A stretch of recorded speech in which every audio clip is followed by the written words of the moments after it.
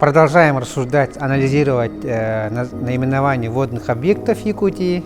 И сегодняшняя наша тема – главное озеро города Якутска – озеро Сайсары.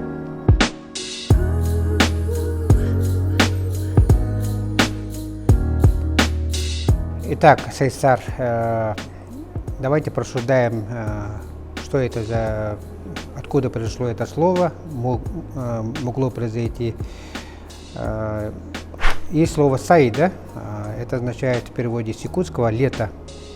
Потом есть слово «сар», которое можно толковать по-разному. Можно, если толковать «сары», да, это вот, получается «сары» – это выделенная кожа, это замша, кожа выделена замшу по-якутски, или летняя обувь, летняя кожаная обувь, которую вот раньше якуты надевали летом.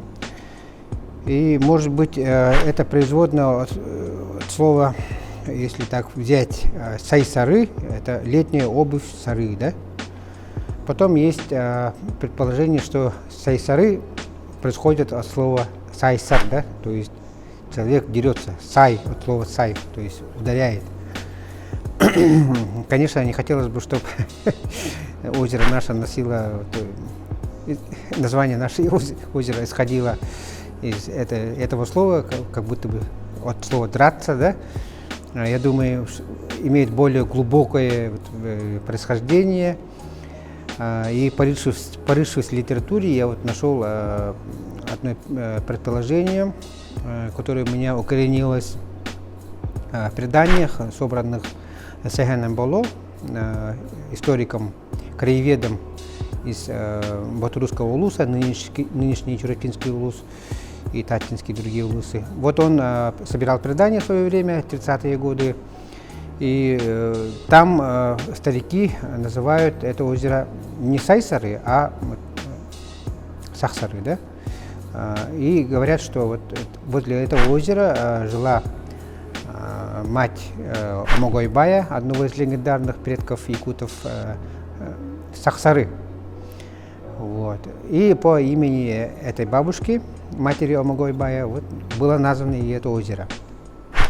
Потом к ним на плоту приплыл Элей и взял в жены младшую дочь Омогоя. И от него произошли якуты, да, народ Саха. Вот. И что это за слово? Есть он, оказывается, в монгольском языке, сайсарх означает косматый, взъерошенный.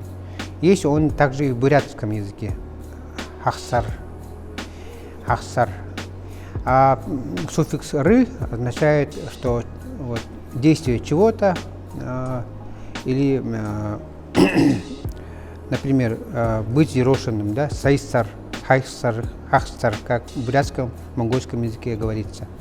И вот есть, я предполагаю, и вообще Багдырын Сюльбя тоже вот писал об этом, пишет об этом, что это слово происходит от древнего монголизма, от слова косматый, взъерошенный.